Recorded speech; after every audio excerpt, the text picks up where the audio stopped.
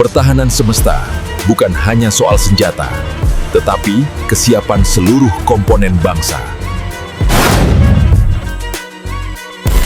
European defence observers describe Indonesia's total defence concept as a mature model of national resilience.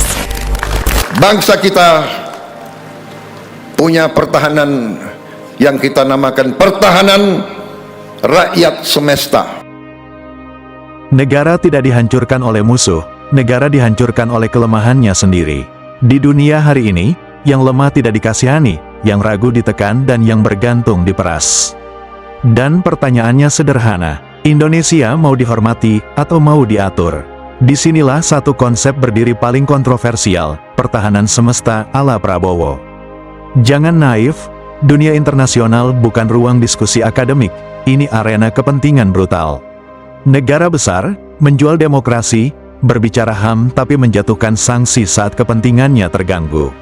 Ini fakta, bukan teori, dan Prabowo paham satu hal. Negara yang lemah akan diajari patuh. Indonesia bukan negara kecil. Bukan negara satu daratan, bukan negara yang bisa dijaga dari satu arah. Indonesia adalah negara kepulauan raksasa. Wilayahnya membentang ribuan kilometer, lebih dari 17.000 pulau. 3 jalur laut strategis dunia melintas di tubuhnya. Dan di bawah tanah serta lautnya, tersimpan sumber daya alam yang diperebutkan dunia. Itu bukan berkah biasa. Ini adalah magnet konflik dunia. Dalam peta global, Indonesia bukan sekadar negara, Indonesia adalah posisi. Posisi yang menentukan arus perdagangan. Posisi yang mengontrol laut. Posisi yang membuat banyak kekuatan besar tidak nyaman jika Indonesia benar-benar berdaulat.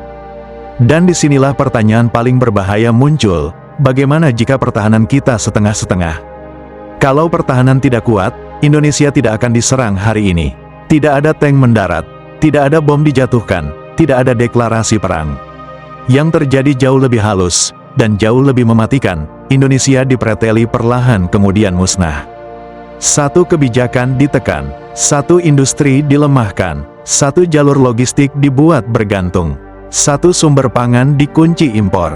Satu teknologi dikendalikan lisensi. Sedikit demi sedikit. Tanpa perang, tanpa suara tembakan.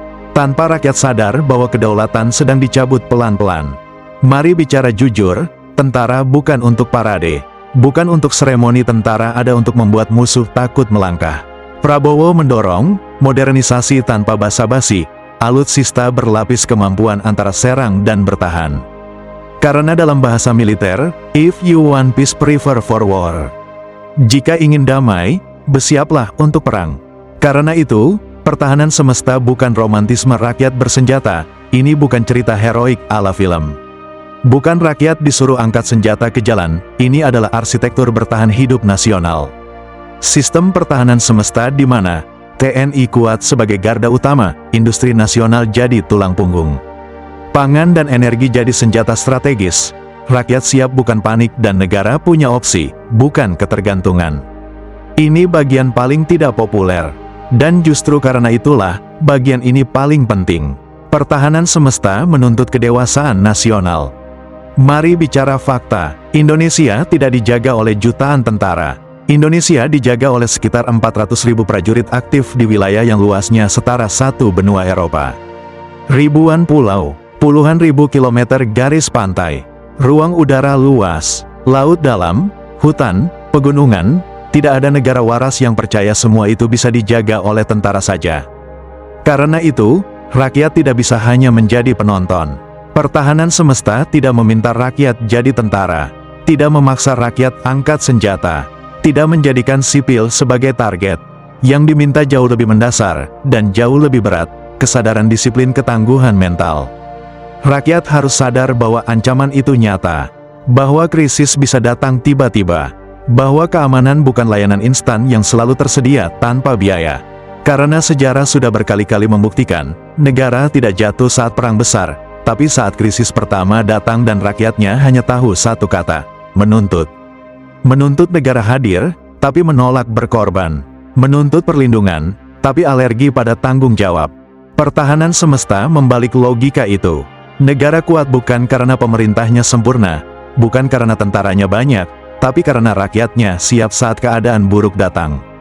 Karena saat krisis benar-benar terjadi, negara yang rakyatnya hanya menuntut akan runtuh dari dalam bahkan sebelum musuh datang dari luar. Dan di dunia nyata, keruntuhan dari dalam selalu lebih mematikan. Ini realitas pahit. Kalau senjata 100% impor, suku cadang bisa ditahan, software bisa dikunci, upgrade bisa diblokir, dan negara pun lumpuh tanpa ditembak. Karena itu Prabowo bicara keras. Industri pertahanan bukan bisnis, tapi alat survival negara. PT Pindad, PAL, DI bukan sekadar BUMN, mereka tameng kedaulatan. Inilah yang bikin banyak pihak panas. Indonesia tidak mau hanya satu blok, tidak mau diikat satu kekuatan, dan tidak mau dipaksa memilih beli ke barat tetap ya.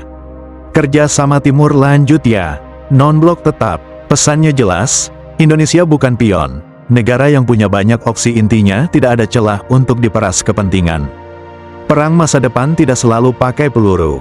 Negara bisa dikalahkan dengan krisis beras, krisis BBM, listrik padam. Karena itu Prabowo bicara tegas, negara yang tidak menguasai perut rakyatnya akan kehilangan kepalanya. Pangan dan energi bukan isu ekonomi, itu isu pertahanan nasional. Mari jujur pada diri sendiri. Indonesia punya dua pilihan. Yang pertama, kuat, disegani, dan mandiri. Kedua, lemah, sopan, lalu ditekan. Pertahanan semesta ala Prabowo bukan untuk menyenangkan dunia. Ini untuk satu hal, Indonesia tetap berdiri, apapun tekanan yang datang. Karena sejarah tidak bertanya, seberapa baik niatmu. Sejarah hanya mencatat, siapa yang siap, dan siapa yang runtuh. Jayalah Indonesiaku. Terima kasih sudah menonton, klik like, share, dan subscribe untuk mendukung channel ini. Sampai jumpa di konten berikutnya. I don't ever slow up, no I don't take sh- I got no love for the fakeness. If you wanna play tough